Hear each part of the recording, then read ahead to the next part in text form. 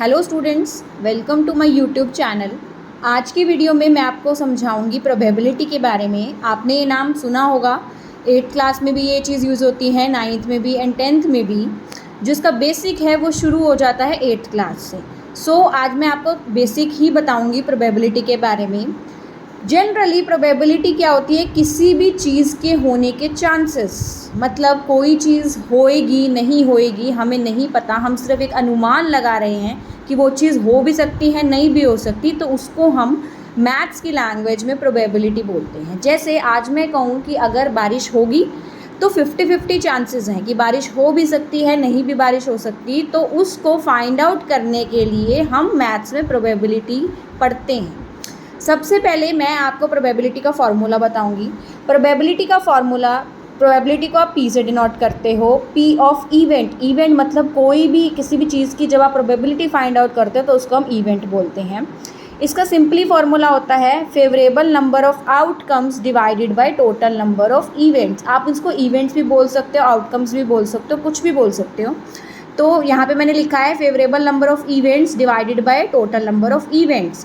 मतलब फेवरेबल जो आपके फेवर में है, फेवर मतलब हो सकते हैं जितने भी इवेंट्स, वो डिवाइडेड बाय टोटल। टोटल मतलब कितने के पूरे टोटल हैं।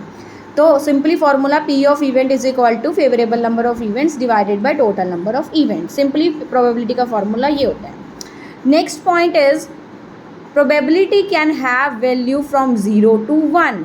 आपको ये चीज़ हमेशा ध्यान रखनी है कि प्रोबेबिलिटी अगर आप किसी भी चीज़ की फाइंड आउट कर रहे हो तो उसकी वैल्यू आपकी 0 और 1 के बीच में वेरी करेगी। वो ग्रेटर देन 1 नहीं हो सकती, लेस देन 0 नहीं हो सकती, और 0 भी नहीं हो सकती। वो मैं आपको नेक्स्ट पॉइंट में बताऊंगी। सबसे पहले इस पॉइंट में सिर्फ ये बोला गया है कि probability can have a value from 0 to 1। 0 और 1 के बीच में जो है वो प्रोबेबिलिटी की वैल्यू रहती है।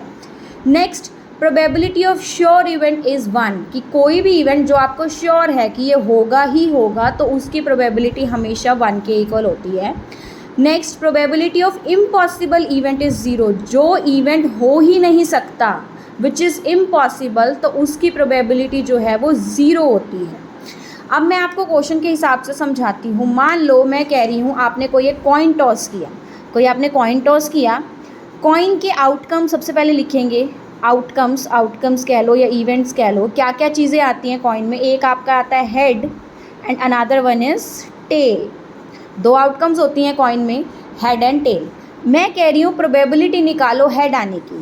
प्रोबेबिलिटी पी से डिनोट होती है P of H. P of H का मतलब कि आपको प्रोबेबिलिटी फाइंड आउट करनी है हेड की, is equal to formula is favourable number of outcomes divided by total number of outcomes. मतलब हेड कितनी बारी आ सकता है अगर आप एक कॉइन टॉस करते हो।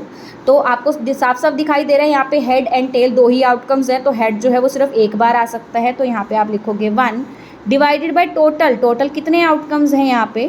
2, हेड एंड टेल। तो पी ऑफ एच हमारी आ गई 1/2।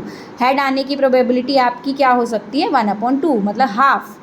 ऐसे ही आप टेल की प्रोबेबिलिटी फाइंड आउट कर सकते हो। P of tail, P of T का मतलब probability of tail which is 1 बारी टेल आएगा, और total number of outcomes is 2। P of T is equal to 1/2। एक और एग्जांपल लेके समझाती हूँ। मान लो एक बैग है आपके पास, उसके अंदर 3 ग्रीन बॉल्स हैं, 4 रेड बॉल्स हैं एंड 5 जो है वो येलो बॉल्स हैं।